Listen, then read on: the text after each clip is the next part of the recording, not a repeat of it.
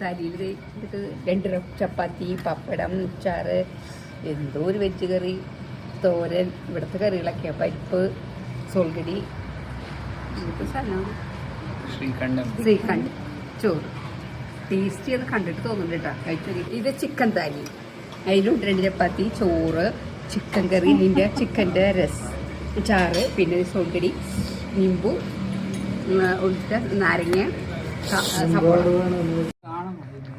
ഇത് ഫിഷ് താലി കേട്ടോ. ഇത് അയില വറുത്തത്, അയിലക്കറി, ഇതിൻ്റെ ഒരു കറിയാ,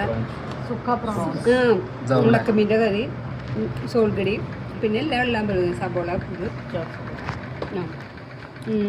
പിന്നെ എന്താ പറയുക, ബാക്കറി എന്ന് പറയും, അരിയുടെ അരിപ്പൊടി കൊണ്ട് ഉണ്ടാക്കേണ്ടത്.